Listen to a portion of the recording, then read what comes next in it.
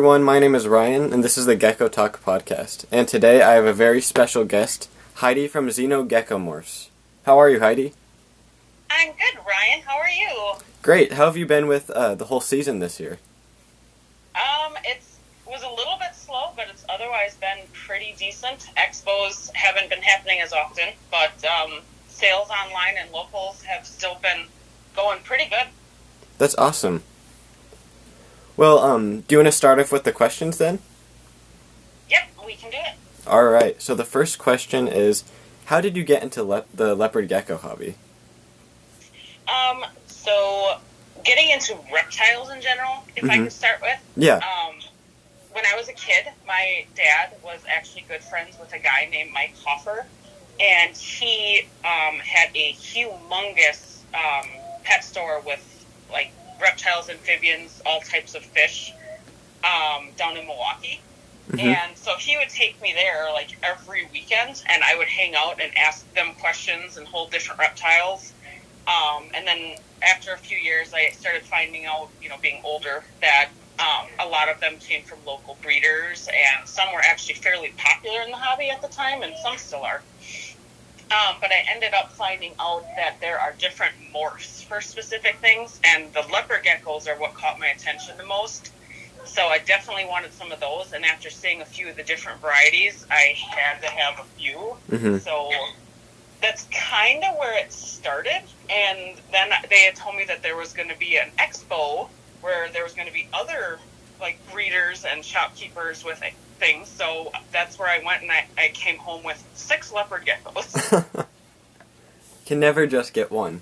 No, I mean, the intent was to breed, but it was also just, I loved the variety. I started with, like, a Max Snow Eclipse. I had some Tremper pastels, a raptor, and then I got a Blazing Blizzard and, like, some bold stripes.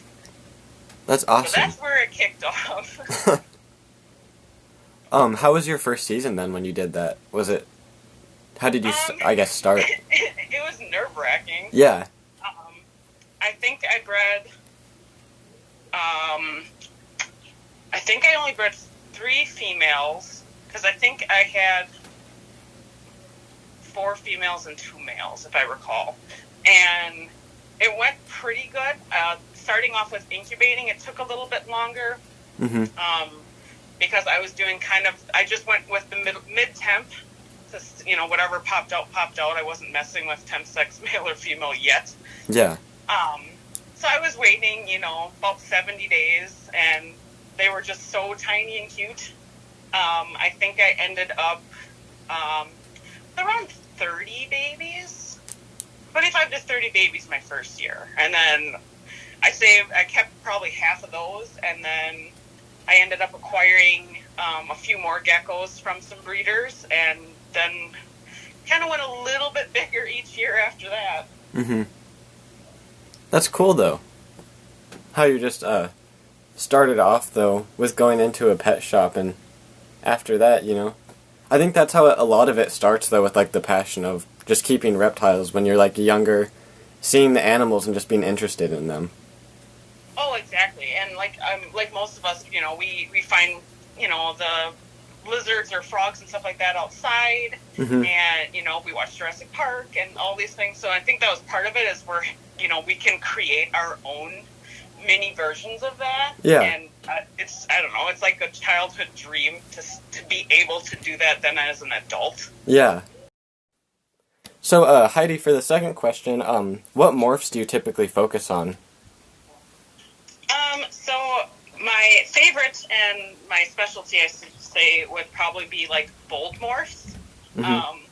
Bold stripes, jungles, bandits. I incorporate Tremper albino in those. I have Max Snow bold stripes, Gem Snow bold stripes. So contrast is my favorite part. There are some, I used to work with Diablo Blancos and Blazing Blizzards, so mainly solid white. And as gorgeous as they are, you can't really do much more with that. But with the higher contrast stuff, no two are the same, and you can get a variety of coloration. And just one project, all the offspring would be different.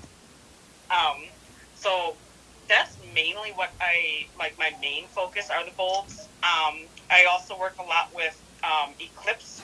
They're probably my favorite genetic. Not only for like the things they do with the eyes, but overall, like, you know, the speckling on the tail. Sometimes it enhances the color or makes it more pastel. And then pretty much the only other project I think I really work hard on is my Emerine Skittles crosses. I got a Skittles male from a local breeder, Garrick DeMeyer. He did do the crestedgecko.com.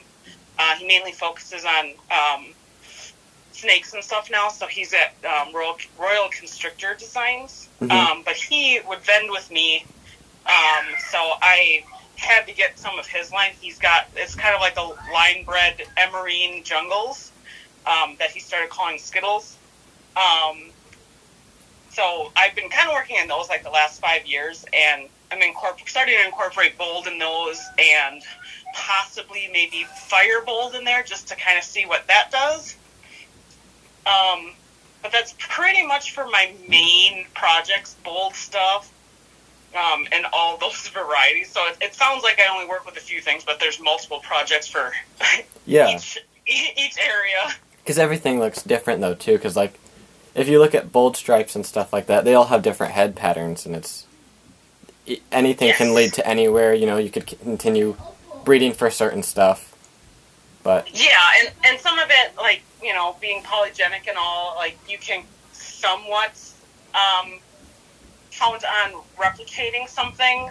Like, stripes sometimes are broken, sometimes they're more of a jungle pattern. Some run straight down to the tail, some stop, but the head patterns are pretty consistently different. Every once in a while, you'll get some that are a little bit same, or similar to the parent. Mm-hmm. But for the most part, they're all different. And sometimes it comes down to the head pattern for me on what I'm going to hold back. If they're having nice bold stripes, regardless if they're snow or tremper or just regular. So the head pattern can be a big deciding factor there. Yeah. And then the thing too, though, with like not only just the head pattern, just like there's so much stuff that you can add into like leopard geckos. Like I could for say like have just a tangerine tremper, and you cross it with another tangerine tremper that has like a little bit more of a darker color.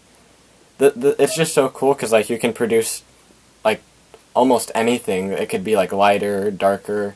Could maybe even have some like pattern added to it. It's cool how projects. The possibilities are endless. Yeah, that's a cool part of though, like breeding leopard geckos. It's just fun to, you know, you never know what you're really gonna get once it hatches. Yeah, for sure. And I've kind of mixed different like lines or projects to see what I'll get. I'll have an idea. Mm-hmm. Like I have some Atomic G projects. And if I incorporate that, I incorporated that in with my Tremper Bold Stripe Bandits, hoping that it would kind of start, like, really increase the contrast and the vibrancy of, like, the tangerine in them. And for the most part, it did do that. Mm-hmm. For some of the offspring, it did kind of hypo them out, so to speak. So they're not much for bold. They lost most of that. But the ones that are holding the bold look insane. Yeah. So I'm holding all of that back to continue it on for next year, but it's really cool that, you know, just mixing something here and there if you have more of a plan for it, then that's always cool, but sometimes it's just like, I'm going to put these two together and kind of see what happens. And yeah, it's sometimes just those crazy ideas that are the things that create a lot of cool projects, though, too. Just like having an idea, like, what if I crossed this, the Skittles, and then I had, like, this other, like, extreme bold stripe line or whatever, and cross it. Yeah, for sure. And that's something that I've been trying to do, is possibly put, like, getting the bolds into the Emerine Skittles stuff, because those tend to lose a lot of their pattern, because that's where the green is coming from the black, you know, hatchling pattern fading. But I'm trying to get some of it to stay. Mm-hmm. And it's working on some of them, but it's taking a little bit longer. I think sometimes it's harder to get bold to stay than to, you know, get it to go away. Like, you can hypo something out much easier than keep a pattern solid. Yeah. All right, Heidi. So for the last question, is what do you want to see in the future of leopard gecko breeding, and I guess the hobby as a whole in itself? So I guess when it comes to the hobby overall and like kind of like hopes for it, I probably have like 2 ways of answering that. As far as like beginners, if you're coming into the hobby or you've just started, a friend of mine likes to say, start small and grow slow. And I think that's really good to live by, because more often than not, people's first years, they're completely overwhelmed. They get too many, because there's so much out there you want to work with, but they get too many, they pair too many, they're overrun with hatchlings, and then they're just totally overwhelmed and either can't handle it, or you can see the care is lacking, and it's just not a really good way to start out. So if people starting out, just take it slowly, work with what you like. Definitely don't make decisions as far as I want these geckos because that's what's popular or the most expensive, because doing this for money is no way to do it. It's supposed to be a hobby, like a passion, it's not a job. Yeah. Or a way to make money. You can make some, but most of us just put it right back into the hobby. So because we want our geckos to be, they're kind of the top of the list in our priorities. Yeah. So keeping that in mind is always good. But yeah, making sure that people aren't getting overwhelmed and that they're doing, research. It's asking questions, but I personally prefer people are going to ask questions before they do things. Not kind of, I paired these, now what? Or a gecko hatched, now what? That's a little bit much, because it's like, well, you kind of knew you were going to do this. So, better preparations should have been made. Yeah. As far as that goes, just kind of making sure people that are new and starting off, really know what they're going to get themselves into, and make sure that it's something they are passionate about, not just, that they see a price tag on something and think, well, I can produce those and make that and whatever. And it doesn't always work out like that. Not that you can't have success, but just to not get in it with the wrong mindset. And then as far as, current breeders and like top tier breeders and things like that, I guess I would like to see more people, being more of a community. It seems, I know this year was really tough, but it does seem like a lot of breeders in the community, not really anyone in particular, but they're becoming a little more standoffish. They don't want to answer questions or be a part of the community. They're mainly just, they're doing their breeding and selling, and that's kind of it. So it'd be cool if they would contribute a little bit more. Everybody is busy, and they're no exception, especially if they're getting the most recommendations. They should probably show some concern with where the hobby's going. I know, not everybody lasts in this hobby, and sometimes it's, for the better. But it is a shame when you see newer breeders, especially if they're younger, and they are super passionate and they have a lot of questions and they're on the right track, but then they get discouraged very easily by, other breeders, and it's unnecessary. So as far as that goes, I want the hobby to obviously go in a more positive direction moving forward. And if everyone kind of treated each other a little bit better and showed support, that would be awesome. Yeah, I agree with that. That's a good perspective of it. Well, thanks. And then, just to add to what you were saying, it's not really a competition. Like, people are worried about... No, not at all. Getting, famous and stuff like that. In reality, no one really does. So. No, yeah. I mean, there's people that obviously they've been in it a long time, so they're kind of like household names within the community. As far as that goes, some for the good, some for negative. But I mean, overall, like the majority of us have like different projects going on that we specialize in and that we adore. And there may be other breeders doing that, but theirs don't look the same.